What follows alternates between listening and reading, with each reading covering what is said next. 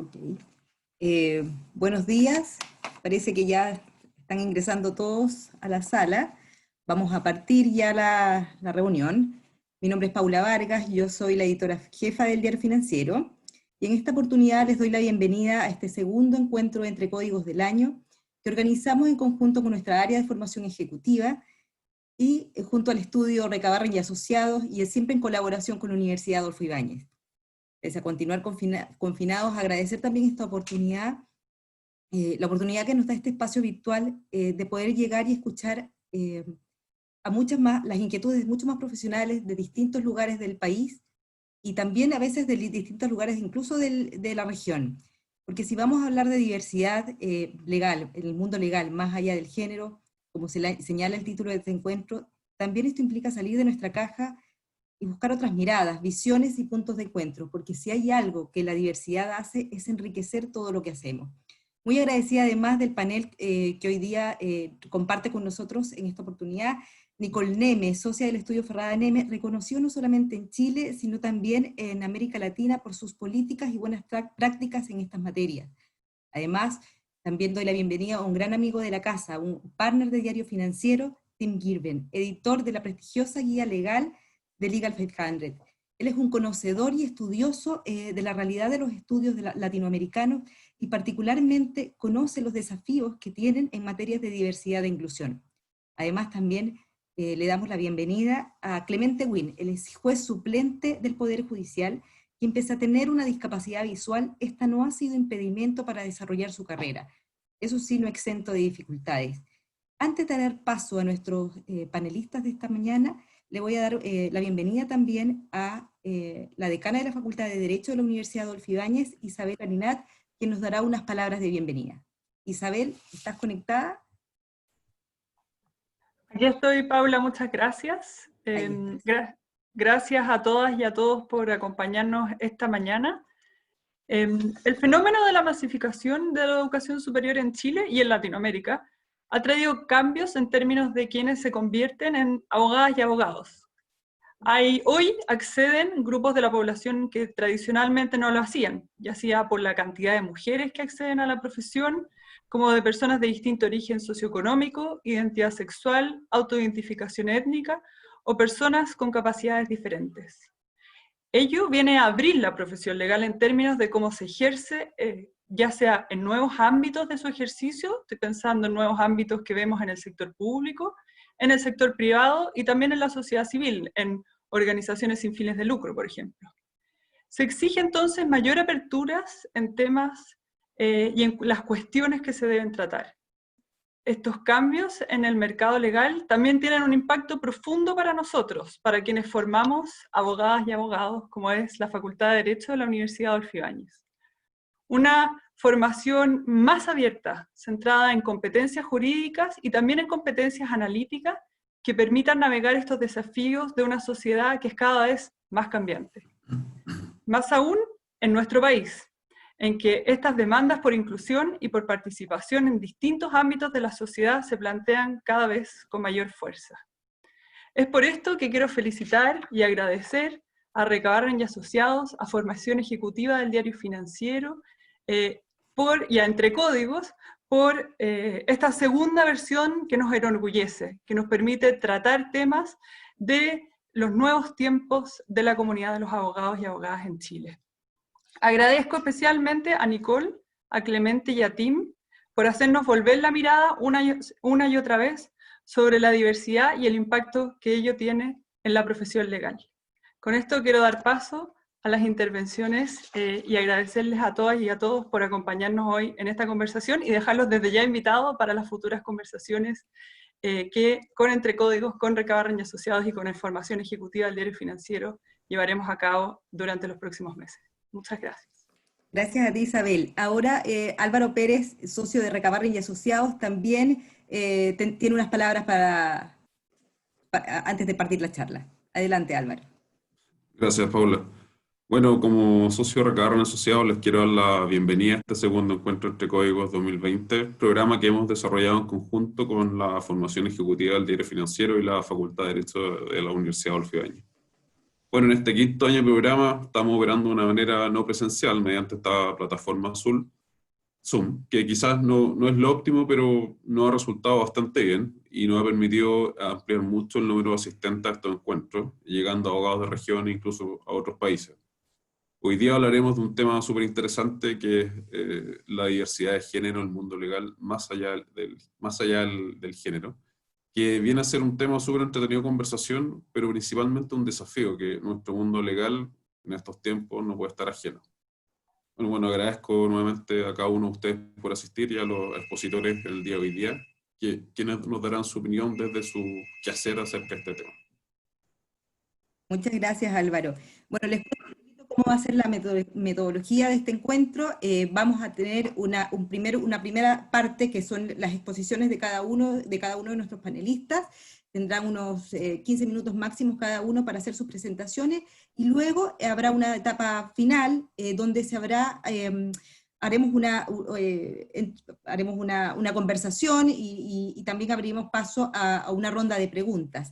La ronda de preguntas estará habilitado el chat que ustedes pueden observar en la barra inferior de sus computadores, en el cual ustedes pueden ingresar sus preguntas, ojalá identificándose con nombre y lugar desde donde la realizan, y también identificando, por supuesto, a la persona a quien le quieren realizar la pregunta, y nosotros vamos a recolectar durante toda la charla estas preguntas, y hacia el final del encuentro vamos a realizar...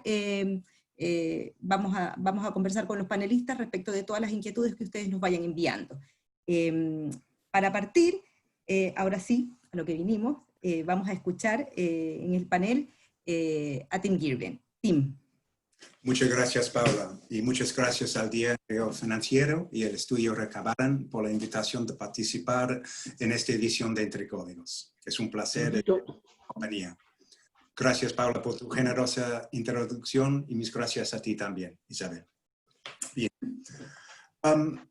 ¿De qué hablamos cuando decimos más allá de género? A mi entendimiento, y para así agruparlos para empezar esta discusión, los identificaré como otros grupos excluidos en base a tener una diferencia no opcional frente al modelo dominante que privilegia el hombre blanco, cristiano, en este contexto específicamente católico, y heterosexual. Es decir, diferencia de capacidad, diferencia en términos de etnicidad o raza, o orientación sexual. Antes de empezar, y dado el tema, creo que sea útil recordar que todas estas categorías, la masculinidad y feminidad, la hetero y homosexualidad, incluso conceptos de raza, no son entidades ontológicas. No pueden ser observados de manera empírica, ni existen con independencia de relaciones sociales y redes discursivas. Es decir, son construcciones, el efecto de relaciones de poderes sociopolíticos y del Estado, y precisamente por esto, necesariamente tienen su aspecto jurídico. Bien, primero, sacando un poquitín el discapacidad o capacidad distinta. En lo que refiere a discapacidad, unas observaciones de Michael Wasser, Assistant Corporate Counsel del Departamento Legal de la Ciudad de Nueva York, quien tenía distrofia muscular diagnosticada a los 3 o 4 años. Primero, como comenta, para practicar la ley solo necesitas una boca y una mente. Y segundo, que mientras para alguien como él, que utiliza una silla de ruedas, hay barreras arquitectónicas de todos tipos, son las barreras de actitud las que son más problemáticas, y son estas las que todavía no han sido superadas. Lo cual capta muy claramente la naturaleza del tema acá. No es la discapacidad, entre comillas, de un candidato que forma la barrera relevante, sino la actitud del empoderado del momento. Si tomamos el trabajo duro como algo dado y todo lo que uno necesita para practicar es una voz y una mente, ¿por qué no a la inclusión, sino por perjuicio, comodidad u otras razones que al fin no soportaré a la luz del día? También es importante notar que bajo el concepto de discapacidad como diferencia, abarca todo el espectro, desde lo visible hasta lo imperceptible. Por un lado, pienso en el caso de un co-head de una práctica de private equity de una de las grandes firmas de Nueva York. Es cuadripléjico, resultado de un accidente, pero tiene una mente y una voz, y mantiene, para no dejarlo en duda, una práctica sumamente exitosa. Por el otro lado, lo de las discapacidades que son imperceptibles, me pregunto si hay gente con discapacidades en vuestras firmas, departamentos, los espacios de la justicia, cortes, etc. Y que si eres en una posición de liderazgo, un socio gerente, por ejemplo, ¿sabrás si hay? En Chile, la Ley de Inclusión Laboral 21015, que entró en vigor en 2017, requiere un porcentaje de empleados con discapacidad en empresas de más de 100 personas. Desafortunadamente, no he encontrado cifras al respecto de los resultados de esta legislación. No sé si uno de los otros participantes lo tiene. Quiero pasar un poco ahora al tema de etnicidad-raza. Hace no tantos años había un chisme sobre una firma estadounidense que llegó a Chile, supongo, buscando un local counsel, y preguntó sobre la diversidad de de razas y las políticas al respecto de sus prospectivos firmas socios. El chiste, en tanto que había, fue la falta de entendimiento de que estas políticas no eran necesarias, porque, al menos en lo que refiere a lo racial, la sociedad chilena es homogénea. Pero, ¿es esto verdad? ¿No es posible que sea un punto ciego en Chile acá? ¿No estamos olvidando, por ejemplo, del pueblo mapuche? De verdad, siento que sea un tema que no debería sacar acá, que sea un tabú y tanto más por un extranjero alejado de la compleja realidad. Pero en el contexto de lo que está provocando el movimiento ya global de Black Lives Matter, la historia oficial y la sociedad de Chile debería quizás reconsiderar el relato que se da de la historia del pueblo mapuche y su participación en la sociedad chilena. Para nuestros fines, lo planteo así. El periodista Pedro Cayuqueo tiene razón cuando comenta: lo arbitrario de la persecución penal contra los mapuche ha adquirido ribetes de segregación racial, de verdadera apartheid judicial. Esto de su crónica Racismo Judicial y Violencia, septiembre de 2017. Bien, he escuchado Cayuqueo llamado emotivo, y quizás sea así, pero noto que solamente hace una semana Amnistía Internacional mandó una carta abierta al presidente Piñera precisamente con respecto al trato de las mapuches encarcelados. ¿No hay algo acá que al menos debería ser considerado? Quizás todo esto parece muy lejos de diversidad en las firmas legales, pero si estamos verdaderamente considerando diversidad y incorporación, este aspecto también requiere consideración. Pasando a la orientación sexual. En tanto de temas LGBTQ y orientación sexual, lo primero que podemos decir es que, francamente, Chile no sabe. Tomo la frase precisamente del titular del primer estudio sobre diversidad sexual y trabajo dependiente en el país, lo cual puedes encontrar en www.iguales.cl. Enfocándonos precisamente en el sector legal, suficiente agregar que el Colegio de Abogados, contactado antes de esta charla, tampoco tiene un reportaje ni una declaración con respecto al tema de diversidad sexual. Esta falta de información nos deja en el terreno de lo anecdótico. Sin embargo, los comentarios que he recibido al respecto, más bien limitados al tema de la homosexualidad, son bastante familiares. Se pueden resumir así. En Chile, y en particular en los estudios de abogados, en la gran mayoría, no se hace nada en materia de diversidad por las siguientes razones. 1. La sociedad chilena se percibe como una sociedad tradicional donde rigen aún con fuerza valores conservadores contrarios a otorgar visibilidad a las personas de orientación homosexual. 2. Los estudios de abogados siguen siendo fundamentalmente empresas familiares, con las limitaciones reales en tanto de política cooperativa que esto puede significar. 3. Hay un desconocimiento del valor que gente de dicha comunidad aporta. Adicionalmente, los dos primeros puntos aseguran que es muy difícil hacer una encuesta que mida esto cuando la gente no se atreve a contestar con la verdad porque desconocen las consecuencias que podría tener. Es decir, parece que la oficina de la firma legal chilena típica sigue siendo no solamente un corsé para el comportamiento de las mujeres, sino también otro closet para la mayoría de las personas con orientación distinta sexual.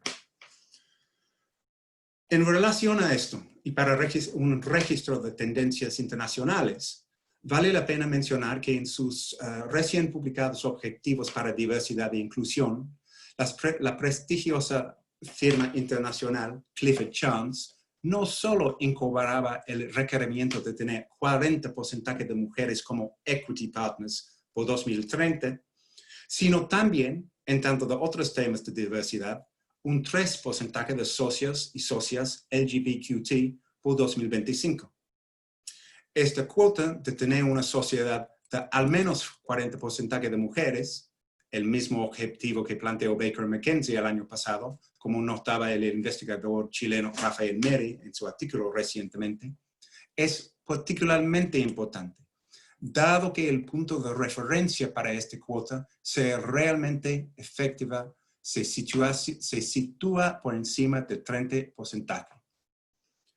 Así lo establece el proceso de la evolución de la llamada norma Mansfield Rule, la cual ha probado que este 30% es el mínimo necesario para interrumpir los prejuicios prevalentes en una firma. Justo este mes de julio, otra firma que tiene una práctica latinoamericana, Brown Rudnick, ha unido al programa, uno de los esfuerzos más significativos para promover diversidad en la profesión legal, originado por Diversity Lab junto con Stanford Law School y Bloomberg Law. DLA Piper es otro firma que justo acaba de repetir su suscripción al programa, lo cual ha hecho desde sus principios en 2017. Aunque en términos de género, la oficina de Santiago queda un tema pendiente, dado que, según las estadísticas de Mary, todavía no cuenta con ni una mujer. Quizás lo más relevante mirando estas firmas internacionales y de los Estados Unidos sea que esto ya no queda en lo teórico. Están tomando pasos concretos al respecto. No creo que sea necesario cubrir de nuevo todas las ventajas potenciales de diversidad e inclusión, empezando con el famoso ¿Por qué importa la diversidad? De McKinsey 2015. Hay muchos reportajes disponibles gratis. Menciono también los dos reportes Igualdad igualiza innovación, producidos por Accenture en 2019. Uno orientado hacia LGBTQT y la otra hacia género. Para concluir brevemente, quiero revisitar el tema de género. Si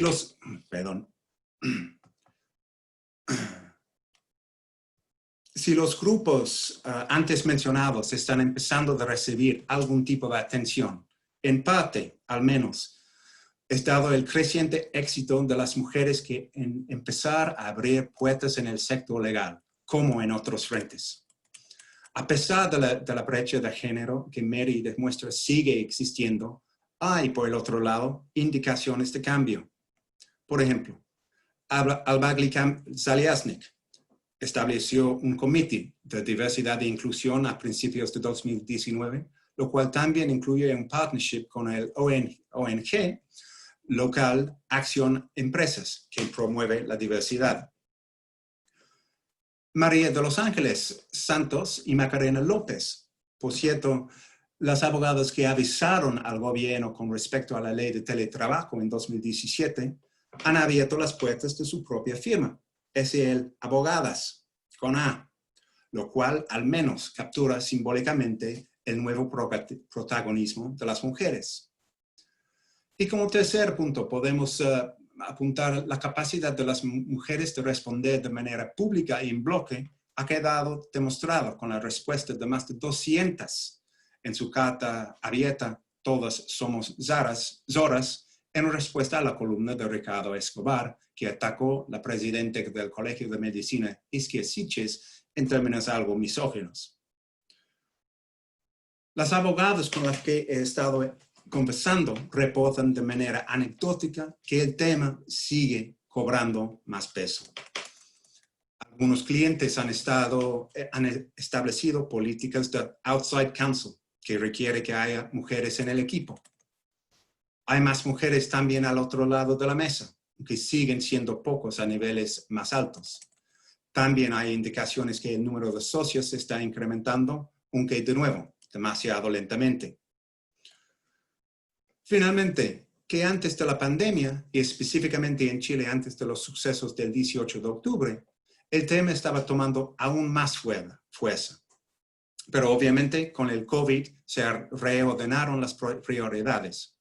Sin embargo, la experiencia de la pandemia muestra que no es necesario estar en las oficinas todas las horas del día, así ayudando a instalar un concepto de la flexibilidad en las oficinas, lo cual puede ayudar a que las mujeres puedan hacer carrera.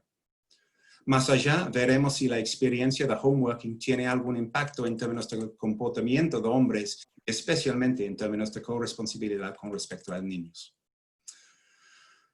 La lucha de género sigue siendo el punto de la lanza para la inclusión de todos los grupos considerados. Y ahora es el momento de inflexión para este esfuerzo.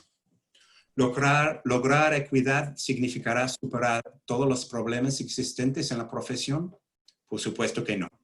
Pero empezará a resolver un asunto fundamental que todos tenemos pendiente, sea en la industria legal o ya sea a lo largo y ancho de la sociedad. Muchísimas gracias. Gracias a ti, Tim.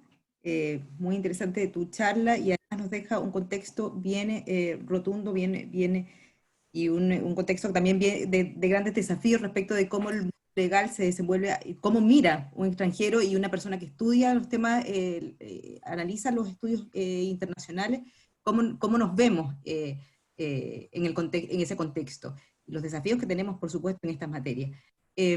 Ahora, a continuación, voy a dejar a Nicole con su presentación.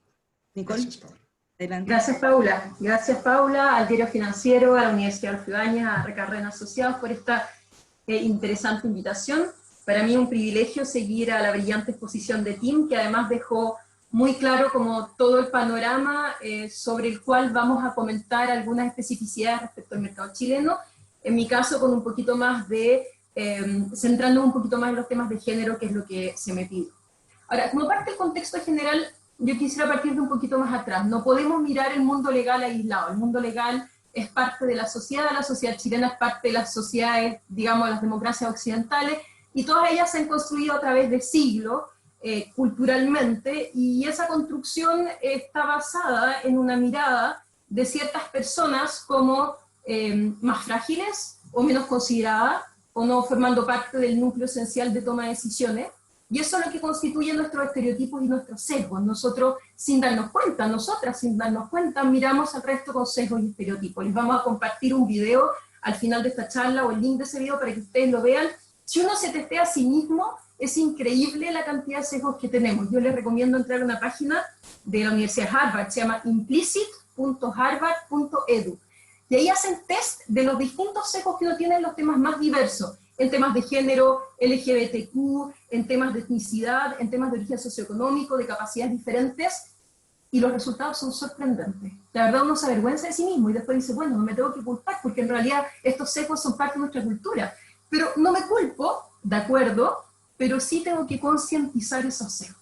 Eso es una materia esencial, darnos cuenta que vivimos con esos estereotipos. Les comento un tema tonto. El otro día fue a hacerme un examen de sangre a la clínica y me tocó un enfermero hombre, y como que me asusté y dije, nada, leer más, porque este señor no es... Miren el sesgo del cual yo partí, pero de esa manera todos partimos con sesgos y estereotipos, y eso afecta, sin duda, a cómo la sociedad y el mundo legal nos percibe a las mujeres, a la diversidad sexual, a las etnicidades distintas. Yo agregaría la excelente charla de Tim, en el caso chileno, a personas con orígenes socioeconómicos diversos, que en Chile se produce una muy tácita separación, porque ahí está sobre la mesa, de que hay ciertos grupos que se desarrollan y pertenecen a los grupos de liderazgo y de poder y otros no, y también tenemos que visibilizar.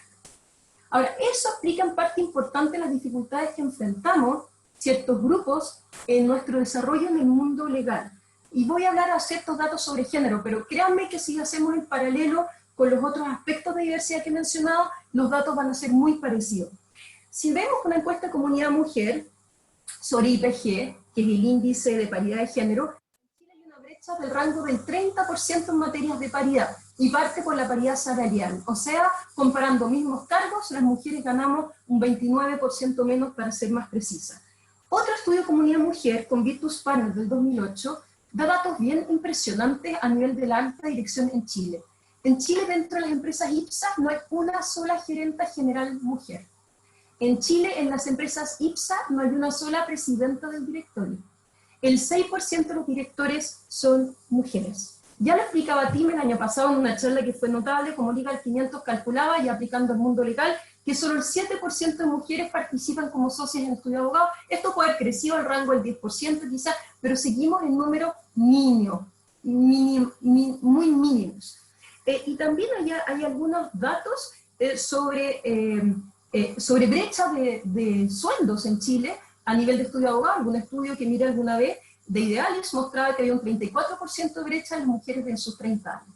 Y esto se refleja en las percepciones reales de las personas. Si pueden mostrar la lámina 1, por ejemplo, esa lámina que van a mostrar ahora y van a exponer es una encuesta de comunidad mujer y pro bono de hace algún tiempo. Y lo notable de esa lámina es cómo muestra la brecha en los estereotipos. Preguntan sobre igualdad de oportunidades de ascenso en las mujeres en el estudio. ¿Qué piensan los socios hombres? El 88% cree que existe. ¿Qué piensan las asociadas mujeres? El 29% piensa que existe. Ya se puede sacar la lámina. ¿Qué refleja eso? Que frente a las mismas reglas del juego las percibimos muy distintos. No pienso que haya una maldad en ese 88% de los hombres, para nada. Ese 88% de los hombres piensa que la igualdad formal es suficiente, pero la igualdad formal en contextos tan relevantes de brecha y estereotipo es enormemente insuficiente. Esta no es una realidad local. La Law Society en Inglaterra pidió que los estudios más relevantes, o que las empresas en realidad, y ahí entraron los estudios con cierto número de personas, pusieran sus datos de brecha salarial. Los primeros que hicieron los estudios fue no poner a las socias versus los socios. Después se les exigió hacerlo. Y esas brechas en algunos casos llegaban a niveles de entre 50 a 60% de brecha salarial. ¿Por qué? Porque se agregan los bonos. Igualdad formal, el sueldo parece el mismo, pero en los bonos, igualdad sustancial, se marca una diferencia enorme. McKinsey hizo una encuesta el año 2017 a 2.500 personas de estudio de abogado. Esa es la lámina 2, por favor. Y preguntó una serie de materias. Les recomiendo ese estudio, bien notable. Y ese estudio lo que plantea se llama Women in Law Firms, que el 46% de las mujeres ha estimado que sí, su género le ha afectado en su capacidad de avanzar. Y lo peor aún, la expectativa, el 61% cree que eso le va a seguir afectando, mientras eso solo afecta a un 7% de los hombres o a un 14% en un cierto contexto. Y dentro de esos hombres, por supuesto que va a haber personas también de la diversidad sexual que pueden haber contestado en ese contexto. Se puede sacar esa lámina. El pipeline, que es la lámina siguiente, es impresionante. ¿A qué se refiere el pipeline? ¿Cuántos hombres blancos entran y terminan en posiciones de socio? ¿Cuántas mujeres afroamericanas o blancas entran y salen en posición de socias? Y fíjense el pipeline. El azul oscuro revela que entran 41% de hombres blancos como asociados junior y terminan 76% en el cuarto circulito como socios. Las mujeres entran un 31% y terminan un 21%, pero las mujeres afroamericanas entran un 16% y terminan un 4%. Ahí se puede sacar la lámina. Eso lo podemos traer a nuestra realidad local. El pipeline es totalmente injusto. El crecimiento no es el mismo en uno y otro caso. Y voy a tratar de identificar algunas razones para no quedarnos solamente con el titular. Y lo sorprendente de esto, ya lo decía Tim, hay una serie de estudios interesantísimos que podemos compartir en el chat de Catalyst, de McKinsey, de EY, de Credit Suisse, que demuestran que cuando hay más diversidad en las firmas se desempeñan mucho mejor, y mucho mejor en una cantidad de factores relevantísimos, en rendimiento financiero, en excelencia organizacional, en calidad medida por índices específicos de calidad, en innovación, en menos corrupción, en más desarrollo y colaboración. Y no es que haya buenos y malos, sino que la diversidad permite ver el mundo con otra lupa, lo permite ver de una manera más rica, más multidisciplinaria, entonces permite captar más fenómenos complejos cuando somos diversos, quienes estamos tomando decisiones, cuando hay personas de la diversidad sexual, cuando hay personas de distinto origen socioeconómico, cuando vemos mujeres y hombres. ¿Por qué siendo los resultados tan relevantes de la diversidad, paradójicamente hay tan poca diversidad? Más aún en momentos como estos, en la pandemia, en que el liderazgo femenino, por ejemplo, ha mostrado ser notable. En Islandia se ha dicho mucho, en Nueva Zelanda, en Finlandia, en Alemania, es porque ciertos valores que, bajo el estereotipo, históricamente se han mirado como femeninos, como el ponerse en el lugar del otro, la empatía, la flexibilidad de las miradas, la colaboración, el escuchar a grupos de expertos diversos, son los valores que hoy día en el liderazgo han demostrado ser más adecuados y más eficientes para los mundos complejos que enfrentamos. ¿Por qué los resultados son tan paradójicos? ¿Qué hacen que en los estudios legales sea tan difícil para ciertos grupos crecer? Parto y repito los sesgos y estereotipos, son implícitos, están en cada pequeña decisión, están en el tono con el que se habla, están en decidir quién persona va al alegato importante del juicio, quién va a participar en la reunión, quién va a hablar en la reunión, quién está copiado en el correo, quién firma el memo. Si nosotros concientizamos quién va al seminario, quién tiene la oportunidad de viajar, si tomamos en cuenta esos factores en cada decisión que nosotros adoptamos, va a ser mucho mejor. Hay cierto paternalismo, especialmente frente a mujeres jóvenes. Yo sé lo que es mejor para ellas, dice el socio. ¿Para qué la pobre se va a ir a estudiar afuera si va a afectar a su familia? Bueno, esa es la mirada de él, no es la mirada de ella. Él probablemente tiene 65 años, es blanco, heterosexual, se crió bajo ciertas lógicas que no las critico porque entiendo que son parte, pero sí critico que no tenga la mirada de ponerse en los zapatos de esa persona joven mujer que sí quiere ir a ese viaje. También hay un tema con nuestra crianza a las mujeres. Hay estudios latos que podemos compartir también que demuestran que a las mujeres nos cuesta más levantar la mano, aunque sepamos. Enfrentamos la vida con un poquito más de temor, porque nos han criado para no equivocarnos, para ser adecuadas, para ser correctas. Entonces, el no levantar la mano uno lo ve en clase con las alumnas que saben, y tú ves los hijitos que saben, pero no se atreven a opinar, pero también lo ves en la reunión. Y eso también es estructuras que necesitan una compensación activa dentro de las organizaciones. Hay ciertas estructuras masculinas históricas, eso también es un estereotipo, pero el estereotipo se aplica para los hombres y las mujeres, de ejercicio del derecho más agresivo, más autoritario, esta lógica de decir, tú tienes que tener cuero duro para seguir adelante, que uno dice, bueno, no quiero tener cuero duro, ¿y qué pasa si no quiero tener cuero duro? Es que no quiero tener cuero duro, pero me encanta ejercer mi profesión, y me gusta hacerlo, pero me gustaría hacerlo con otro estilo. Si el estilo dominante es otro, es difícil implementar su propio estilo, requiere tiempo, requiere mentoría, requiere otro modelo femenino, requiere de acciones concretas dentro de los estudios.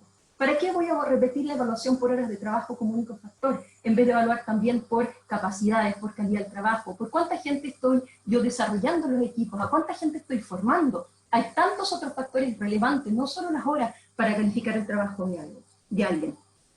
Algo muy importante, seamos sinceros, se da la oportunidad de flexi-trabajo, pero muchas veces el flexi-trabajo o el trabajo parcial es visto como un trabajo de segunda categoría, y al momento de las evaluaciones se mira distinto. Y la verdad es que me consta que hay muchísimas mujeres que trabajan con trabajo flexible, o personas que toman trabajo flexible que trabajan muchísimo. Yo creo que, decía Tim, como esta cuarentena nos va a cambiar. ¿A cuántos hombres he escuchado yo diciendo, qué difícil es trabajar cuando uno se tiene que hacer cargo de los niños? Y digo, bueno, esa no es la realidad, esa es la vida, dado que la corresponsabilidad socialmente no está distribuida de manera equitativa. El flexi-trabajo de la mujer, de esa mujer implica un doble mérito, porque está trabajando, está logrando resultados, está produciendo un trabajo excelente y además está tomando una serie de otras responsabilidades. ¿Qué habla de la capacidad de esa mujer? Habla de que esa mujer tiene todas las capacidades de liderazgo, de surgir y de crecer.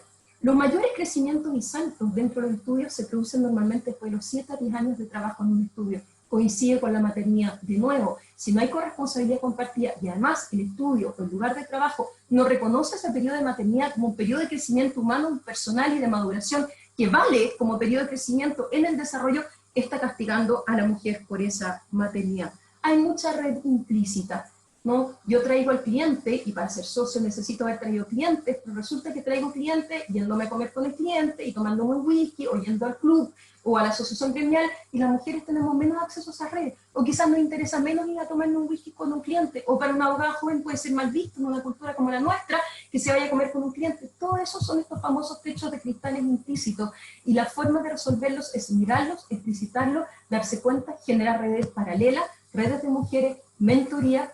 Yo digo, si alguien quiere una mentoría, parta por ver The Good Wife en Netflix, porque yo encuentro que en sí mismo es una mentoría maravillosa, ver cómo una mujer se desarrolla y pasa a ser una maravillosa litigante, a partir de una situación muy difícil interna. Hay que rebarajar el naipe y por lo tanto concientizar y tomar otro tipo de medidas. Parto por decir, actuar consciente y activamente, eliminar esta fuerza de gravedad, porque los estereotipos funcionan como una fuerza de gravedad, y los tomadores de decisiones, y ahí el rol fundamental es de los hombres, no solo de las mujeres. Ese tomador de decisión que mire estos aspectos que yo he comentado, cuando fije sueldos, bonos, liquidez, se fije en un crecimiento equitativo, no castigue el flexitrabajo, combine las horas de trabajo con otros factores de valorización del trabajo de la mujer, en estas pequeñas decisiones diarias, qué foto pongo en la página web, a quién copio en el mail, a quién invito a la reunión, tomo en consideración a la mujer, le dejo hablar. ¿Cuántas veces pasan las reuniones que la mujer no se deja hablar, o cuando habla se atribuyen sus ideas? Dejémosla expresar sus opiniones tranquilamente y expresar la riqueza de sus ideas. Y en ese sentido, y esta es la última lámina que quiero mostrar, la lámina 4, este es un estudio muy reciente del año 2020, de una organización que se llama Business 2020, el texto, de Grant Thornton, y muestran las acciones frente a diversidad de género. Yo diría que son como el piso, y por eso me pareció súper interesante la lista. Asegurar igualdad de acceso y desarrollo en las oportunidades, crear ambientes inclusivos. Ese ambiente inclusivo supone que nadie se sienta mal por ser quien es, que una persona de la diversidad sexual se pueda expresar, se vista como quiera, hable como quiera, que te sientas respetado y querido por quien eres, y que estés en el lugar que estás por tus capacidades intelectuales, tu capacidad de ser abogado y de aportar al resto, y no por un estereotipo de aquello que se considera que eres tú. Facilitar el trabajo flexible, pero sin castigarlo, por supuesto, agregaría yo. Entregar mentorías y coaching, renovar las políticas de contratación, vincular, esto es muy importante, los premios, los bonos de los superiores jerárquicos, no solo deben estar vinculados a su propio desempeño financiero, sino que también a cómo se comportaron en materias de género. Establecer cuotas, ya hablaba Tim de las cuotas del 40% que fijaron Clifford Chance y otros estudios en el extranjero, y ofrecer capacitaciones sobre sesgos inconscientes. Eso en Chile no existe todavía, está pasando recién y creo que es muy relevante. Para terminar, estas reglas que yo establezco, y con esto podemos sacar esta lámina, son internas, pero el mundo exterior también es muy importante. El rol de los clientes. El año 2019, 170 General Counsel firmaron una carta pidiéndole a sus estudios de abogados en el mundo tener diversidad, cada vez se ve más. Las publicaciones como la que lidera Tim, yo creo que tienen un rol importantísimo. Cuando hacemos rankings, los hombres tienden a recomendarse entre ellos porque ese sesgo inconsciente se recuerdan ellos mismos, es natural. Entonces, ojalá los rankings pidieran, deme nombres de mujeres en las áreas. Pero le pido, deme 3 nombres de mujeres, 2, y las hay, les aseguro que las hay. El rol de los seminarios como esto, el rol de los colegios de abogados, lo que hicieron las mujeres en el colegio de abogados, este año es notable, se tomaron el colegio de abogados, y los resultados fueron que le tuvieron que pasar cuotas a los hombres, o sea, mujeres capaces para ser elegidas había de sobra. En Ferrara-Neme hemos tratado de implementar esto, no es mi objetivo estar hablando de Ferrara-Neme, pero solo quiero decir que se puede lograr. Tenemos hoy día 42% mujeres, 58% hombres, y los socios es lo mismo, 42% mujeres, 58% hombres. Hay una igualdad total, en ese caso el Pride Plan nos rige. Tenemos un 10% de personas LGBTQ muy orgullosamente en Ferrara-Neme, que además hacen un trabajo precioso, pro bono, de publicaciones, han creado una fundación para el desarrollo de las personas de la diversidad sexual. Tratamos de hacer lo que llamamos pasantías con sentido, para personas de segmentos socioeconómicos más bajos, que esas personas tengan la oportunidad de ir a un estudio de abogado, y lo vemos, y con esto termino, como un tema de responsabilidad pública, es parte de la ética del abogado, el que aportemos a tener sociedades mejores, en que la sustentabilidad de nuestro ejercicio tenga que ver no solo con que seamos buenos abogados, con que aportemos, si nosotros vivimos de las humanidades, a que nuestra sociedad sea más justa, más rica, más diversa, más reconocedora de la importancia de la sustancia de cada cual, de sus emociones y no solo de su racionalidad. Y mi experiencia personal me ha mostrado esto en casi 25 años de ejercicio. Yo partí con una impresión de genialidad muy grande como secretaria de acta, y he podido ir desarrollándome, pero parte de lo que yo siento que es esencial es no solo desarrollarse para sí misma. Las mujeres no nos podemos olvidar de las dificultades que sufrimos en el camino. Necesitamos hacer que ese camino sea mejor para nuestros hijos e hijas, pero también nuestros hijos, porque así como a las mujeres les trancamos su capacidad de desarrollo profesional cuando las tratamos desde el paternalismo y desde el sesgo, a los hombres les cortamos su capacidad de expresar emociones. Y con eso limitamos desde los sesgos a todas las personas y hacemos nuestra sociedad menos buena de lo que podrían ser. Y en palabras de parte de nuestro objetivo es hacer de nuestra sociedades decentes. Y la diversidad es esencial para que las sociedades sean decentes. Muchas gracias. Muchas gracias a ti, Nicole, por esta inspiradora charla, de verdad. Clemente, te invito a abrir tu micrófono y para iniciar tu presentación. Cuéntanos. Perfecto. Buenos días a todos los asistentes, buenos días a los organizadores y a los copanelistas. Muchas gracias también a los organizadores por haberme invitado a esta instancia. Y también remarcar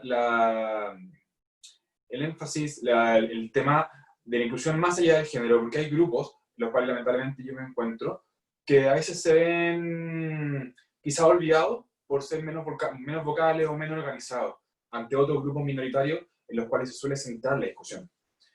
Bien, mi presentación va a ser un poco distinta a los demás, ya que yo voy a hablar más que nada de mi experiencia personal, de inclusión, digamos, de ingreso al mercado laboral. Antes de hablar de eso, sí, voy a partir haciendo quizá una pequeña referencia a por qué sería importante esta inclusión. Personalmente, particularmente personas con discapacidad, pero se aplica a todo tipo de diversidad. En principio hay diversos motivos de justicia, que puede ser tanto de justicia distributiva, esto es de la repartición de los recursos, que puede ser recurso dinero, recurso puestos de trabajo, como cualquier otro recurso, en el cual la falta de estos puede también limitar el desarrollo personal de estos grupos, profundizando así las diferencias que en esto existen.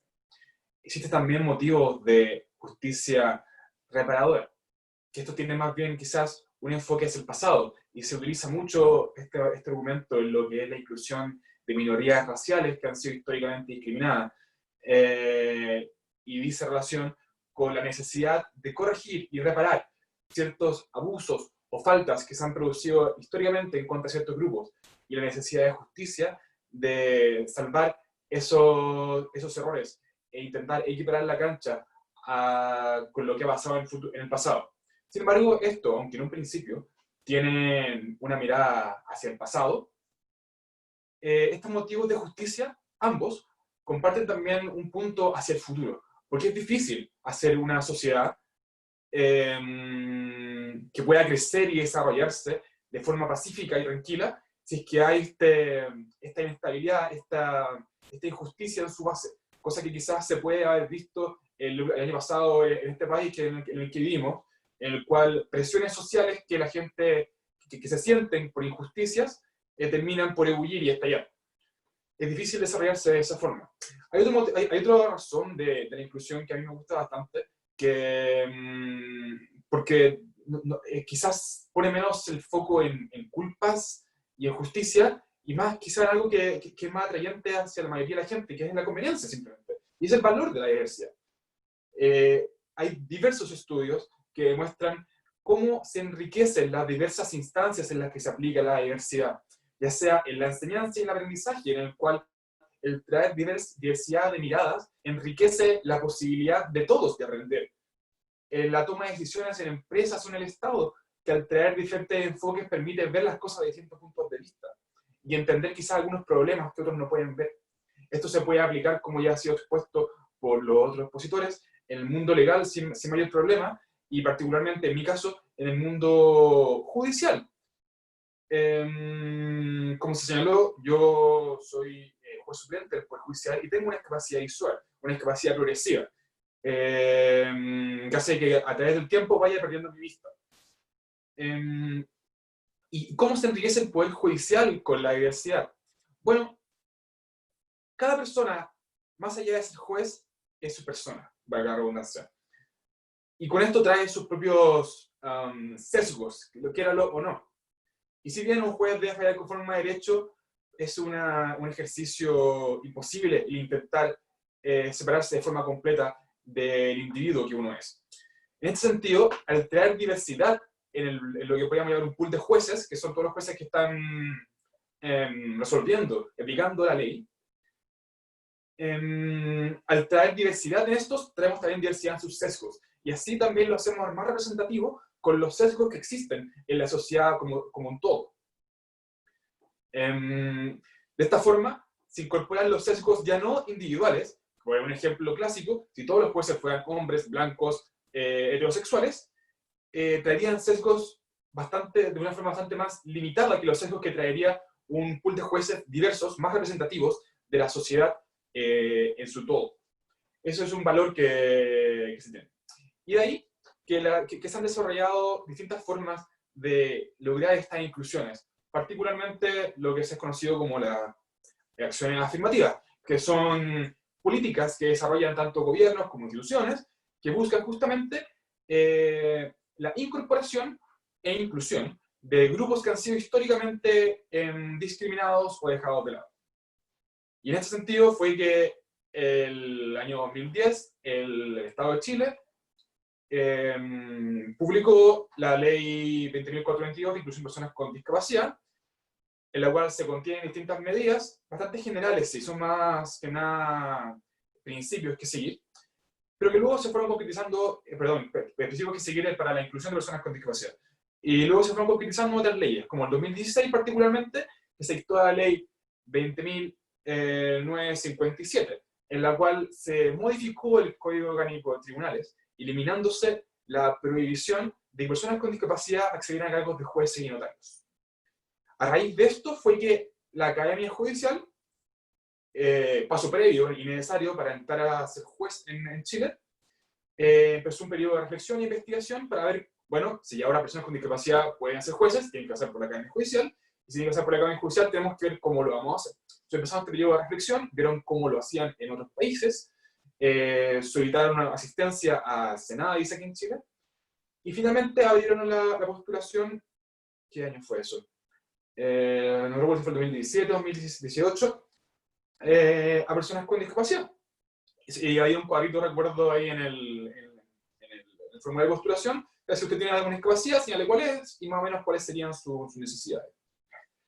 Y acá vamos a empezar a hablar sobre cómo fue que el Poder Judicial, desde la Academia Judicial en adelante, fueron modificándose y abriéndose la forma para que personalmente yo pudiese entrar a él, y potencialmente otros en el futuro. También debo advertir que la forma en que, desde el punto de vista que voy a hablar yo, es bastante sesgado hacia lo que es la discapacidad visual, porque es mi experiencia personal y básicamente lo que estoy hablando. Entonces, primero, vieron cómo lo hacían en otros países y solicitaron asistencia de Senadis, y de ahí sacaron ciertas propuestas. Entonces, cuando yo llegué, me dijeron, mira Clemente, tenemos estos computadores que están listos para que tú lo uses, mira, tienes este programa que es el JAWS, que es un programa típico que utilizan personas con discapacidad visual, que es un lector de pantalla, estos que te van diciendo en audio lo que la pantalla del computador va mostrando, y de esa forma uno puede ir navegando. Sin embargo, yo no uso el programa, no tengo idea de cómo se usa. Gracias a Dios yo todavía veo un poco, entonces voy mezclando entre lo poco que veo, digamos, y ciertas asistencias técnicas. Y que saben que muchas gracias, pero o sea, yo no sé usar esto, quizás podría aprender, pero no sé si puedo aprender a tiempo, digamos. Entonces ahí hubo un paso importante. Me preguntaron, bueno, ¿qué haces tú? ¿Me escuchan a mí? ¿Qué es lo que necesitas? Dije, bueno, yo personalmente trabajo con mi iPad, el sistema operativo, el iOS, es bastante accesible, tiene una cantidad de accesibilidad bastante buena que a mí me ha servido mucho. Y dijeron, bueno, entonces llevaron esta propuesta mía de usar mi iPad no sé cómo se llama el órgano, creo que era el comité, o consejo creo que era, de la Academia Judicial. Y se aprobó sin ningún problema, Clemente usa su iPad para dar sus pruebas de ingreso. Entonces yo fui con mi iPad, vi pruebas de ingreso, que es un proceso bastante largo. Primero una prueba de selección múltiple, después una prueba de desarrollo, después pruebas psicológicas, entrevistas personales, donde se han...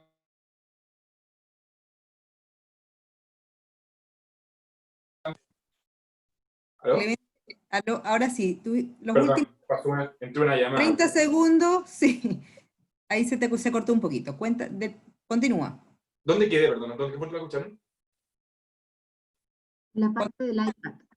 Exactamente, cuando estabas contando cómo te permitieron utilizar el iPad. Perfecto. Bien, entonces yo con mi iPad pude dar mis pruebas.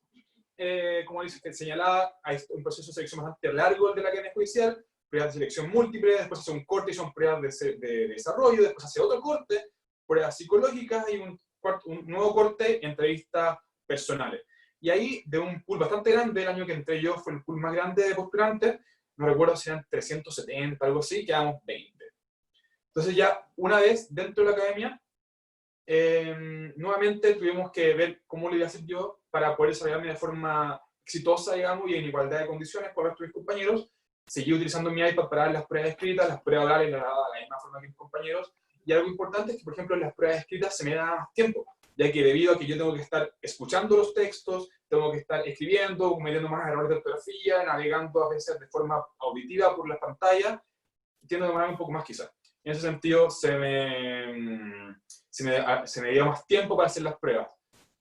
Todo esto atendiendo siempre a las necesidades particulares de cada individuo, que es muy importante eso. Porque estas son necesidades que yo puedo haber tenido, por mis características personales, porque yo todavía veo un poco, pero quizá otras personas pueden haber tenido otras necesidades. Entonces siempre es muy importante que para el momento de incorporar personas con discapacidad se esté a lo que esa persona en particular necesita. Porque así como las personas son todos individuos que no vienen de forma estandarizada, las discapacidades tampoco lo vienen de forma estandarizada. Entonces yo pude desarrollarme sin mayores dificultades durante toda la academia y terminar. Y una vez que estaba por terminar la academia, empezamos a tener reuniones con la Corporación Administrativa del Poder Judicial y con la academia y con algunos miembros de la Corte Suprema a través de la dirección, la dirección de estudio de la academia, de la Corte Suprema, para ver cómo lo iba a hacer yo en mi incorporación ya como cargo de juez, ya sea suplente, interino o titular. Debo decir también que en la Academia Judicial, mientras yo estaba ahí, uno realiza distintas pasantías de semanas en diferentes tribunales. Y mientras yo estuve haciendo eso, fui tomando notas de las cosas que había que ir mejorando, cierto feedback, cosas en las cuales yo he tenido inconvenientes. Entonces, en estas reuniones con la Corporación Administrativa, saben cierta iluminación en las salas de tribunal, en las salas de audiencias que pueden ser molestas, hay que modificar eso, sacar algunas ampolletas, la necesidad de modificar ciertos sistemas con los que se trabaja en la tramitación de causa interna, que por selección de colores, tamaños de letras, faltas de contraste, podían ser complicadas de navegar para personas con discapacidad visual. Me decía modificar eso. Y en definitiva se fueron dando todo este feedback de qué es lo que se podía hacer necesario para mi mejor inclusión personalmente y para el futuro para otras personas que vinieran después de mí. Una vez ya iniciado, se creó también una figura que es como una especie de facilitador, que esto fue importante, no fue idea mía, fue parte de la Corporación Administrativa y es muy útil. Que en cada tribunal, en principio era una persona centralizada en la Corporación Administrativa, pero entiendo que ahora en cada tribunal hay una persona señalada. Tiene la función de que cuando llega una persona con discapacidad, en este caso yo, porque soy el único,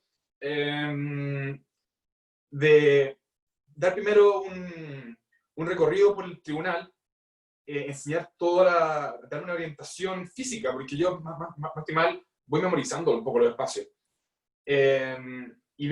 y asegurarse de que la persona que entra con discapacidad tenga una incorporación exitosa en todos los temas técnicos, en los computadores especiales, con los programas especiales que esa persona utilice para lectura pantalla, asegurarse que las luces de las salas, que a mí me molestan muchas veces, sean correctas para facilitar lo más posible el trabajo.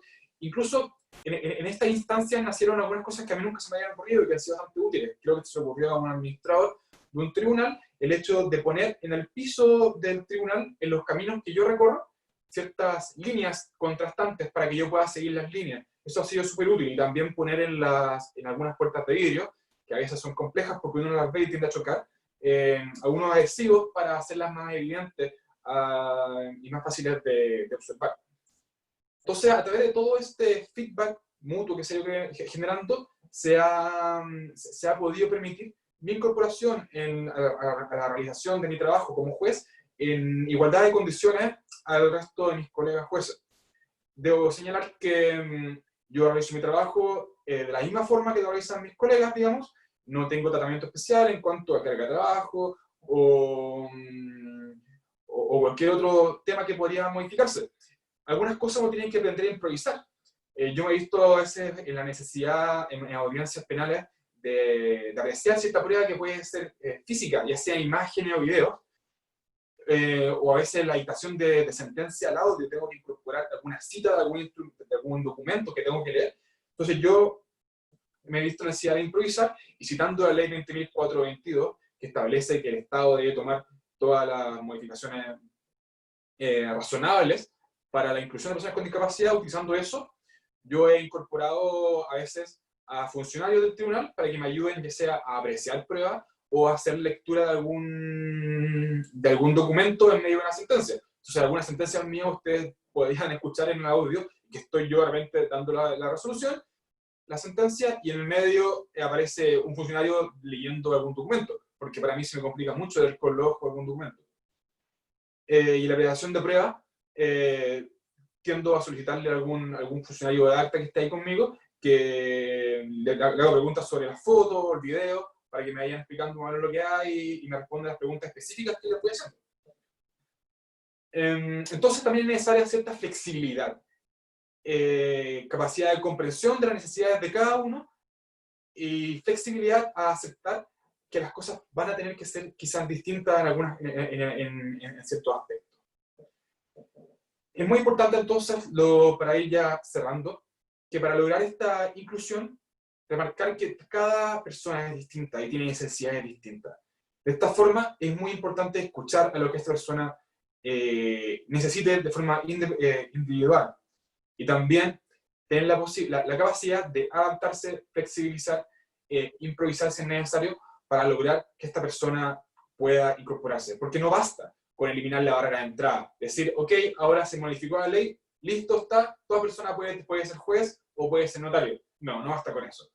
No solo hay que eliminar la barrera de entrada, sino que hay que eliminar también la forma en que funcionan las instituciones. Eliminar todas las barreras internas, eliminar quizás alguna cultura laboral que pueda ser inconscientemente discriminatoria, y tener un diseño universal de los sistemas y del modo de trabajo que permita que todas las personas puedan incorporarse en igualdad de condiciones reales en las funciones, y de esta forma poder aprovechar este valor de la diversidad que se puede adquirir y que se puede tener simplemente abriendo las puertas a la sociedad en su conjunto. Muchas gracias. Muchas gracias, Clemente, por tu valioso testimonio. Vamos a partir de inmediato con las preguntas, porque nos han llegado varias, y para hacer honor al tiempo que les pedimos para esta charla, vamos a partir por una pregunta de Lucía Álvarez, que está dirigida a Nicole, sobre los liderazgos femeninos. Dice que sobre los liderazgos femeninos que han surgido producto de la pandemia, como los mencionados en tu charla, ¿tienen posibilidad de establecerse en Chile de acuerdo a la situación social y el establishment nacional? ¿Cómo lo ves tú?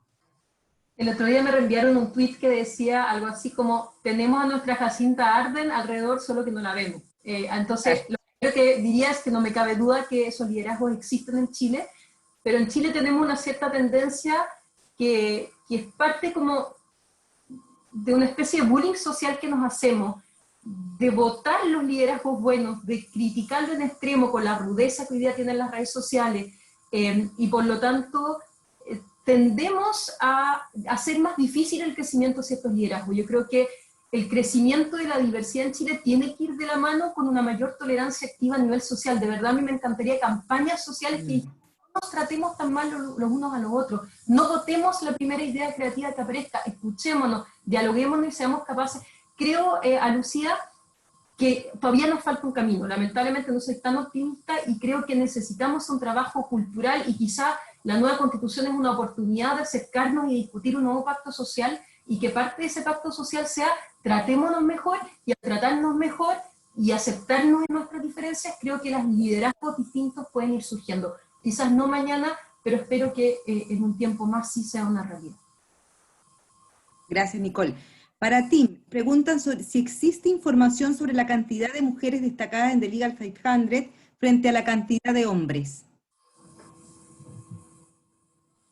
No se te escucha, Tim. Activa tu micrófono. Primero, eso. Disculpa, en este momento no tengo los números estadísticas al mano, pero si quiere mantener el contacto de la persona involucrada, yo les puedo mandar a ti, Paula, para que lo pases a esta persona. Obviamente yo solamente manejo lo de América Latina. Sí. Como Nicole, a referencia de mi presentación el año pasado ahí en Santiago, estamos realmente hablando de un porcentaje de mujeres alrededor las 7%. Es decir, es muy menor. Obviamente, el tema aquí es cómo está considerado. Y uno de los problemas de las mujeres en las firmas legales es que entran mucho, se va llegando al nivel de asociado senior y ahí hay una pausa. Algunos llegan a ser consejera o counsel, pero realmente este último paso es lo problemático. Con tantas mujeres que han llegado a este tipo de nivel, dejando la práctica privada para entrar a las cooperaciones. Perdóname al preguntador que no tiene cifra particular, pero te lo pasaré después. Perfecto, sí, yo sé que Tim tiene todas esas estadísticas, así que yo creo que las vamos a compartir prontamente con todos. Luego, también, Tim, aprovecho de preguntarte otra pregunta me sale aquí. Dice que como mencionaste, la sociedad chilena es muy tradicional. ¿Piensas que esto es una barrera para que los estudios de abogados se abran a una mayor diversidad e inclusión? Pues, primero, el comentario fue lo recibido, el comentario acerca de qué tan conservadores son las firmas legales chilenos, viene de la boca de alguien más al respecto al tema de homosexualidad. Pues, sin embargo, obviamente, pero lo que sí tenemos que decir es que, y bueno, Ferrada Neme con Nicole es el ejemplo perfecto. Hoy en día hay más y más de un espectro de estudios, de todos tipos, de todos tamaños, y no, sigue siendo difícil llegar a ser socia en muchas de las firmas legales por muchos factores, pero hay alternativas. Esto no es una excusa para no mejorar la situación, pero es una realidad que hay muchas más maneras en que mujeres hoy en día, o mujeres jóvenes, pueden llegar a abrir su propio paso. Puede ser, como estos colegas que mencionaba de SL Abogados, que han abierto su propio estudio. Puede ser por pasar hacia el in-house, al menos por una temporada, después de regresar del sector con otro tipo de experiencia y conocimiento en términos de cómo el espacio que una mujer debería tener, y después abrir un espacio. Sin embargo, claro que lo conservador típico que sea el abogado corporativo, sus intereses, su formación, etcétera, significa que sí. Es mucho más difícil lograr la diversidad necesaria. Lamento decirlo porque realmente el vaso legal para cualquiera de las minorías que hemos mencionado ya está establecido. Entonces, este brecha de salario típicamente debería ser visto como totalmente ilegal. Pero hay obviamente maneras en que uno puede decir, bueno, puede ser que tiene el mismo papel, pero el trabajo hecho es distinto y entonces la diferencia de salario viene de esto. Pero esto es algo que sí, yo creo que quizás es en un punto débil de la situación como es, que debería ser explotado y verdaderamente presionado para mejorar la situación. Quizás no debería entrar más detalles, pero es decir, algunas de las historias que uno escucha de las jóvenes abogadas son terribles al respecto de eso. Yo quisiera hacer unas preguntas antes de cerrar. Ahí me quedan dos más, pero reflexionamos porque nos han llegado muchas ahora. ¿De qué manera, cuál es el primer paso si una entidad, una organización o un estudio de abogados quisiera partir por integrar o incluir dentro de sus políticas o prácticas la promoción de políticas de género, de diversidad, de inclusión. ¿Cuál es el primer paso que tienen que dar? Clemente, en una corporación como el Poder Judicial, o en una institución o un organismo público, ¿cuál es el primer paso tú crees que deberían seguir para impulsar este tipo de políticas? Creo que lo primero es hacer una declaración de, no sé si su página web o donde sea, de que están abiertos. Porque yo creo que muchas veces hay gente que se autocensura al no postular porque hay una pérdida de la esperanza. Cuesta mucho encontrar trabajo cuando tienes capacidad. Personalmente, mi capacidad incluso es relativamente menor. Tengo muy buenos documentos, digamos, de calificación académica, y aún así me fue muy difícil. Entonces yo creo que lo primero que hay que hacer es, como, no tengan miedo de postular aquí. No van a ser discriminados. Hacer una declaración explícita, dices tú, Sí. de los distintos organismos. Sí, sí. Ok. Nicole, desde la parte de los estudios de abogados, ¿cómo partir de trabajo? Porque es un camino bastante largo en el fondo, ¿no es? Sí. Es un camino largo. Yo creo, lo primero es que hay una convicción y un compromiso explícito de parte de la alta dirección de los estudios de abogados. O sea, esto no parte de abajo para arriba, tiene que partir de los dos lados, de arriba para abajo y de abajo para arriba. Lo segundo, tiene que haber una política explícita. Nosotros hace 10 años, por ejemplo, pusimos una política explícita que está en nuestra intranet de diversidad y de cómo la valoramos, cosas que las personas cuando entran y llegan a su primera carpeta, está en uno de los primeros lugares. Después, un tema fundamental es establecer reglas claras en los aspectos básicos, remuneraciones, al momento de seleccionar postulantes, cuotas, no puedo bajar de tal cuota, es algo que es valioso, yo creo en eso como elemento de facilitación de cambio cultural, miren nomás el Colegio de Abogados. Es muy importante mantener datos de diversidad, o sea, uno está viendo permanentemente sus datos.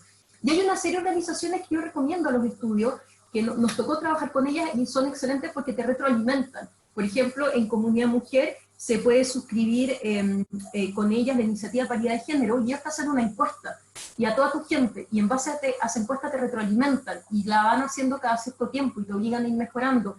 Está el programa Win-Win de ONU Mujeres que va en la misma línea. Y por ejemplo, en esas encuestas, fíjate, nosotros hicimos el último año, nos aparecieron resultados bien notables, como que las personas no valoran el liderazgo masculino por sobre el femenino, lo consideran igualmente valioso, no valoran por sí mismo el liderazgo autoritario, prefieren el colaborativo. O sea, cuando uno escucha a su gente, además expresarse a través de una encuesta, te permite tomar medidas. Y por supuesto hay que avanzar, y eso ya es el paso siguiente, a tener comités estables, que se hagan cargo de la materia, que hagan seguimiento, pero partamos por los principios, reglas, tengamos datos, auditémonos con estas instancias que permiten ir mejorando y generemos estructuras. Tim, ¿tú cuáles son las recomendaciones que dirías para entidades o organizaciones, incluso los mismos estudios de abogados, para seguir o impulsar este tipo de políticas? Pues, como mencioné al final y como ha recapitulado Nicole, yo creo que la información es lo primero, ¿no? Lo que no se mide, no se dirige, dice el Management Consultant Paul Drucker. Es así con todas estas cosas. Uno puede imaginar que vuestros asociados juniors son felices, aceptan sus condiciones, pero si no preguntas, si no actualmente ofrece una oportunidad en que los abogados más junior, los homosexuales que están dentro del estudio que no son identificados, pueden responder, pueden contestar. Quizás una manera también es que uno tiene la humildad de empezar a preguntar a uno mismo. Si esto fuera yo, ¿cómo a mí me gustaría entrar a esta organización? ¿Qué me gustaría encontrar? ¿Claridad de reglas, normas y transparencia? ¿O que todo sea un poco gris y es un caso de acercarse a un socio o otro, al estilo viejo? No. Necesitamos transparencia. Necesitamos claridad. Y con esto necesitamos ver la institucionalidad. Sin esto, sin reglas cooperativas adentro que vienen con la institucionalización, hay siempre este adicional porcentaje de maniobra que uno joven entrando no puede necesariamente conocer. Dos preguntas que finales.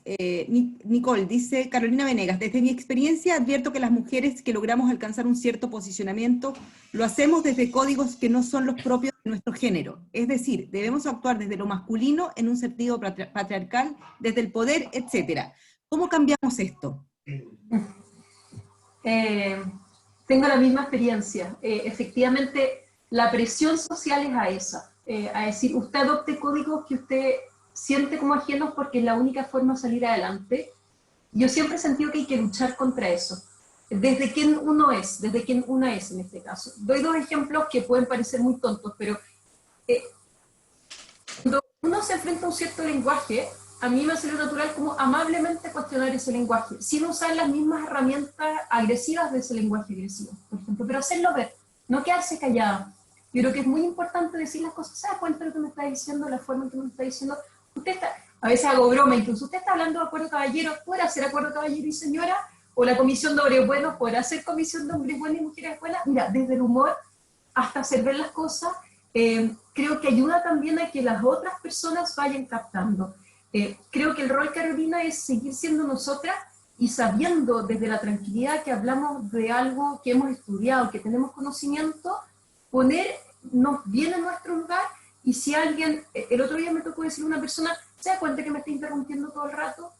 Yo quisiera expresar mis ideas y que tengamos un diálogo. O sea, yo creo que hay que ir haciéndolo juntos. En mi opinión, mi estilo, el que a mí me funciona es desde la amabilidad o desde el humor, o desde no enfrentarme en un conflicto, pero sí hacerlo ver. Y luego, a medida que uno va creciendo, ir apoyando a otras mujeres en ese mismo camino.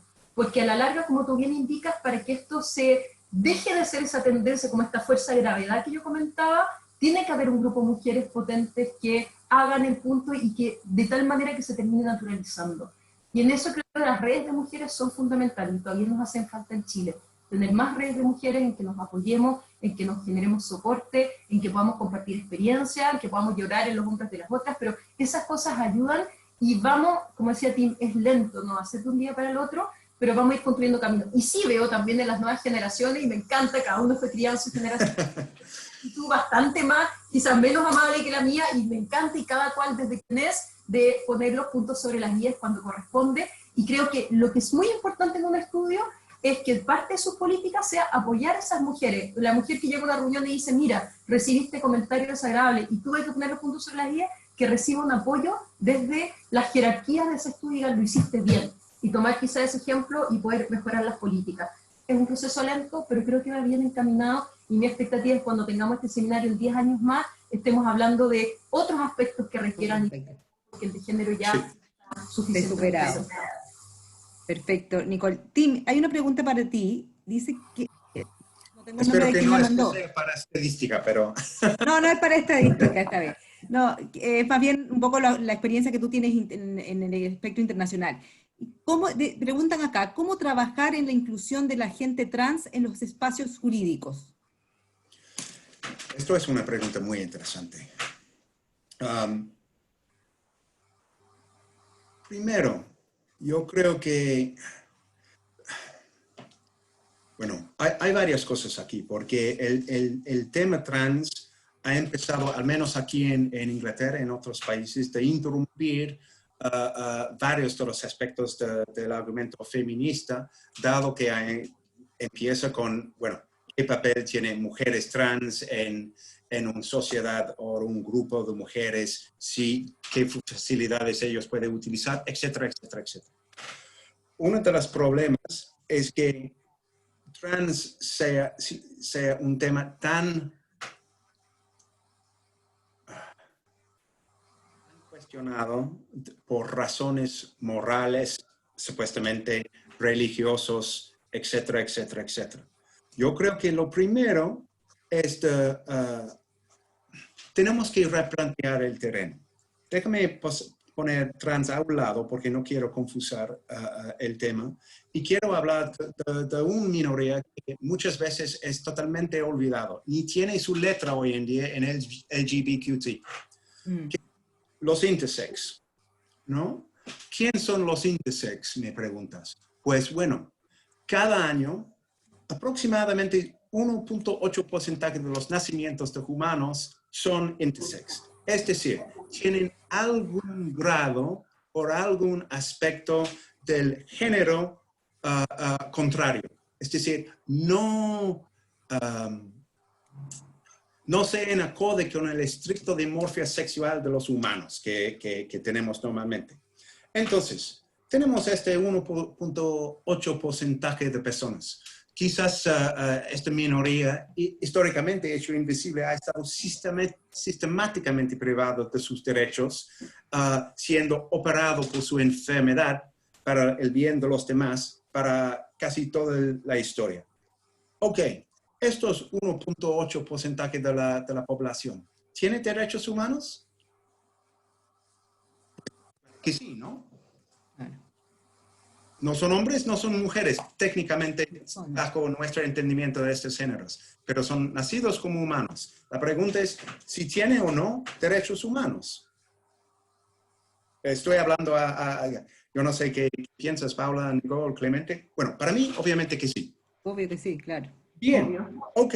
En este momento hemos abierto un tercer espacio. Es decir, tenemos que aceptar que hay un pequeño grupo de humanos que quizás es perceptible exteriormente por su genitalia o no, pero no son oficialmente ni hombre ni mujer. Podemos pensar en un caso bastante conocido, esto del atleta sudafricana Caster Semenya, que tenía que probar, porque tenía altos niveles de testosterona en su sistema, que tenía que probar que fue mujer. Ahora, regreso a estas cosas como mencioné al principio, como todas estas cosas, homosexualidad, masculinidad, etc., son construcciones jurídicas. Esto es el caso de Caster Semenya. Tenía que probar y alguien tenía que decir, ok, estamos de acuerdo y firmar un juez que esta mujer es mujer. Es decir, estamos en terreno muy difícil.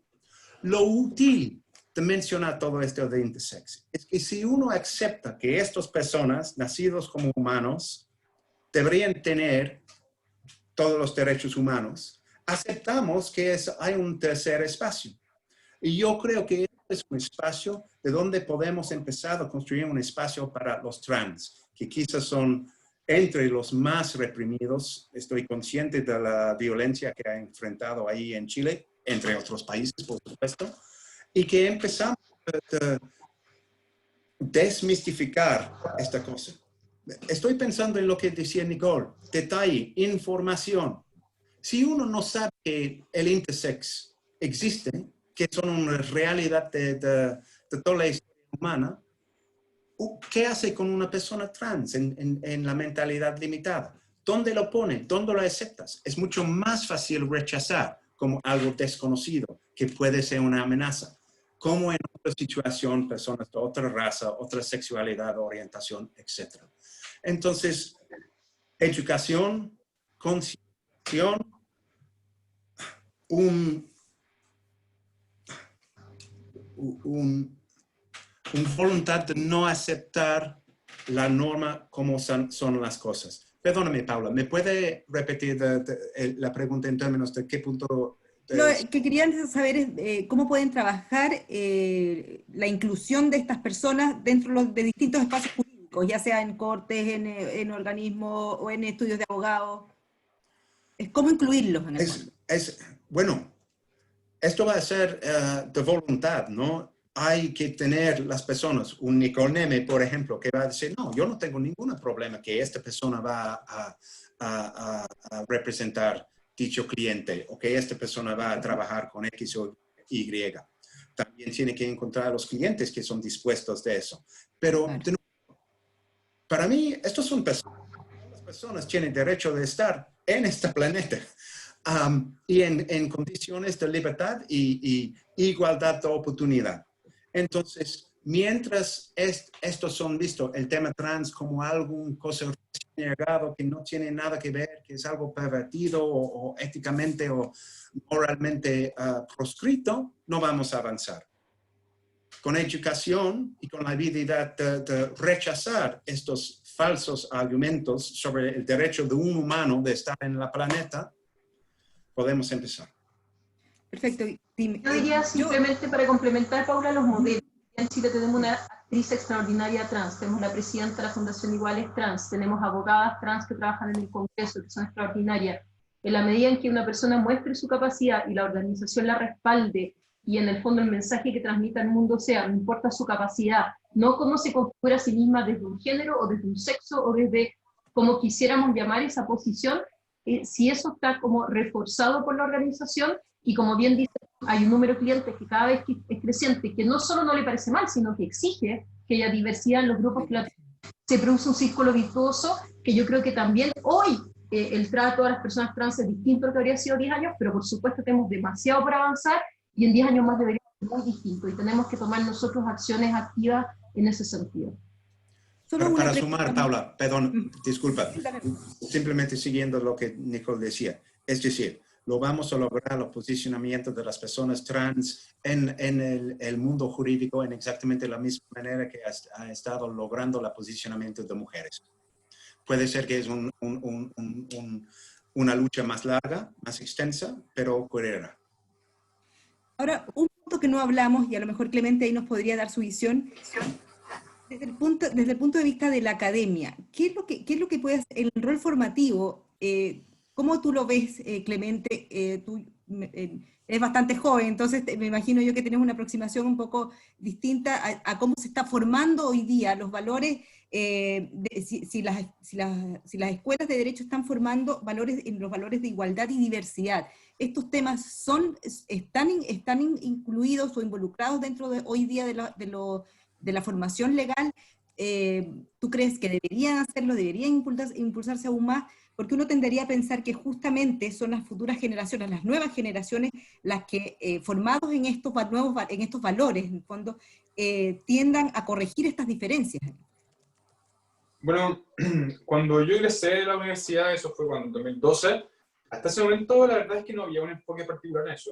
Más allá de ramos como podría ser como el derecho constitucional, en donde se estudian derechos fundamentales, o derechos humanos, en los que se estudia la igualdad, digamos, y se da una relevancia a esos temas, no se veía ningún tipo de política de inclusión ni siquiera de género. Sin embargo, desde que yo ingresé en 2012 hasta ahora, yo he visto, digamos, cómo en la Universidad de Chile al menos sí se han generado instancias de divulgación y de promoción de estos temas, tanto de diversidad de identidad sexual como de discapacidad. Yo he visto el tema de género, un tema que es muy relevante, yo creo, en general hoy día.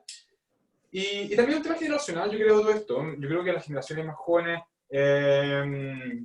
tienen una aproximación distinta hacia el tema de la inclusión y la segregación. Yo creo que hay mucho menos discriminación y una mayor aceptación de toda la diversidad. Ya se puede ver en los colegios y ya en las universidades con los alumnos actuales. Incluso creo que en las generaciones nuevas de abogados ya también se puede notar eso. Yo creo que quizás Nicole menos podría decir cómo lo ve en su estudio con los nuevos abogados. Yo creo que probablemente se condice con lo que digo yo. Bueno, acá veo un par al frente mío, de los cuales estamos extremadamente orgullosos. Yo estoy de acuerdo con Clemente, 100%. Yo creo que quienes han puesto el énfasis y han puesto la presión para que en las universidades el tema de diversidad ingrese son los alumnos y las alumnas, desde distintas posiciones, algunas más duras que otras, pero sin duda que todavía vemos y hemos visto ejemplos este mismo año de profesores que realmente tienen comportamientos bien inaceptables a este respecto, y es la presión de los propios alumnos y de las alumnas lo que ha ido potenciando el tema. Yo estoy de acuerdo con Clemente, ahora hay muchos ramos, pero yo creo que lo que hay que mirar, hay muchos ramos que tratan la materia, es un trato transversal desde el respeto del profesor o la profesora, el tipo de ejemplos que los profesores damos. Yo en este año, en mi sílabus, por ejemplo, de libre competencia, puse género y libre competencia como una clase específica, porque el consumidor teórico quizás no es el mismo que el consumidor mujer. O sea, hay una serie de aspectos de libre competencia que puede ser interesante mirar desde el género. Tiene que ver con las personas que tengan algún nivel de discapacidad, qué facilidades les damos. Yo he tenido alumnos con otros problemas de discapacidad, qué facilidades les damos objetivamente, como bien decía Clemente, más tiempo para contestar las preguntas, tener capacidad de acceder a otro tipo de material. O sea, cómo tenemos la empatía de estar conscientes de las necesidades de cada alumno desde su diversidad. A veces hay problemas hay temas ideológicos, hay temas de religión, no puedo dar una prueba tal día porque mi religión me lo impide. O sea, la apertura a entender que cada ser humano, alguien lo decía acá, es algo muy natural, somos personas distintas, tenemos una base de igualdad, pero somos personas que tenemos particularidades y la academia lo debe reconocer. Y quiero también hacer el punto que lo hemos mencionado menos acá, el tema de discriminación por origen socioeconómico en Chile, que es potentísimo. Hay un rol enorme en las universidades de compensar ese sesgo cultural del cual debemos avergonzarnos, pero que está ahí, y de cómo entrega las oportunidades a los alumnos y a las alumnas para desarrollarse desde esa perspectiva. Yo he visto políticas muy bonitas de empresas que, por ejemplo, dan becas a alumnos que vienen de cierto origen o por cierta etnicidad, y además parte de las becas implican generarles pasantías en estudios de abogados por un periodo largo, para que puedan desarrollarse y tener eso en su currículum. O sea, ese tipo de iniciativas son muy relevantes. Entonces, en resumen, es la sociedad civil, las universidades, el propio alumnado, las empresas, los que pueden, de nuevo vuelvo a hablar de este círculo virtuoso que podemos ir generando para ganar mucho en igualdad sustantiva. Efectivamente, Nicole, muchas gracias. Ya la verdad es que estamos bastante pasados de la hora. Todas sus preguntas muy interesantes, todo lo que nos compartieron también nuestros panelistas, muy agradecidos también. Y bueno, la tarea efectivamente para equilibrar la cancha básicamente es tarea de todos, o sea, instituciones privadas, públicas, academia, y por supuesto en el caso de la prensa, nuestro rol también como comunicadores, el visibilizar a las minorías, a las personas que no tienen hoy día la posibilidad de mostrar lo que son, o por lo que valen. Para nosotros también ha sido una tarea que hemos hecho consciente en el Diario Financiero, particularmente en el tema de género, y además que nos ha traído muchísimos, ha sido muy satisfactorio, porque ha sido bonito trabajarlo, se ha hecho mucho más consciente también en los distintos equipos, en visibilizar, por ejemplo, a las mujeres. En el ámbito financiero hay muchísimas, y eso también nos ha permitido llegar a un público al que no estábamos llegando. Nuestra base de lectoras se ha incrementado, les digo, de unos 10 meses a esta parte, en un 10 o 15%, superando incluso meses a los hombres en lectoría. Así que para nosotros, además, ha sido una experiencia muy, no solo gratificante en lo personal, sino además también de poder llegar también a mucha más gente y a más diversidad, también y mostrar más diversidad de miradas. Agradecerles en este encuentro nuevamente, como les dije a todos nuestros participantes, invitarlos también al próximo encuentro entre códigos. Yo creo que vamos a seguir bajo este formato. Próximamente les indicaremos la fecha y el tema, y también dejarles extendido una invitación muy particular de parte del Diario Financiero. Mañana vamos a lanzar nuestro nuevo producto de F+, que lo hicimos en conjunto con la revista Capital. Va a ser nuestro debut en el día domingo, con un nuevo producto. Espero que les guste, también pensado en nuestras nuevas audiencias, también pensado en las mujeres, en los jóvenes, y acompáñennos en esta presentación que vamos a tener mañana a las 10 de la mañana, va a estar disponible a través de nuestra página web. Muchas gracias también a nuestros socios, a Recabarren y Asociados, y también a la Universidad Adolfo Ibáñez por prestarnos esta plataforma y siempre ser parte de esta iniciativa. Muchas gracias, Tim, Clemente, Nicole, nuevamente, y agradecerles a todos los que participaron de este encuentro. Muchas gracias, Paula. Gracias, Nicole, Clemente y todos. Buen día a todo el mundo. Que estén muy bien. Gracias. Y gracias para todos behind the scenes, los técnicos y todo. Así es. Muchas gracias. Adiós. Gracias, Nicole. Gracias, Clemente. Espero tener una oportunidad de hablar con vos, Clemente, la próxima vez que ojalá que llego a Santiago y conocernos un poco mejor. Nicole, Claro. muchas gracias. Nicole, como siempre, pues, bueno, tu entusiasmo es totalmente infectuoso, es un encanto, es un verdadero placer hacer algo contigo, porque aunque uno tiene los espíritus un poco bajados, etcétera, siempre tienes la palabra adecuada o el comentario, y muchísimas gracias, lo aprecio mucho. Thank you very much. Es un placer para mí haber compartido con ustedes, haber aprendido de Clemente, haber aprendido de ti, de las personas que participaron acá. Gracias, Carlota, por la organización también, y a Paula. Y bueno, tengamos todos un buen día, una mejor semana, y que las circunstancias que nos rodean no nos afecten el ánimo más allá de lo necesario. Un abrazo. Muchas grande. gracias. Igual a todos. Gracias. Gracias. Gracias a todos. Gracias, Carlota. ¿Tuvimos mucha gente? Sí. 120 en su pico. Ok, no tantos. No, pero déjenme decirles que en el camino que nosotros hemos venido recorriendo, tratando temas de diversidad e inclusión en distintas materias, normalmente hay 40, 50 personas. Estos no son temas fáciles de abordar, no son temas muy visibilizados, y la verdad es que yo considero que 120 personas es un número importante. Por eso siempre todo depende del ojo del observador, ¿no? Pero considerando el contexto, yo les diría que es un número interesante. Además, me gusta mucho cuando la gente se manifiesta en el chat y va comentando y va dejando sus impresiones, eso, porque no solamente hay que pensar en el número, sino que qué tan involucrado está ese número de personas que asiste con los temas. Así que me alegra mucho más. Vi muchos de los alumnos del Diplomado de Diversidad e Inclusión, varias personas conocidas, involucradas en bonitos proyectos de la materia, así es que yo me quedo muy contenta. Muchas gracias a todos por su participación y su siempre buena disposición, Nicole, Clemente, Paula. Oye, sí se pasaron.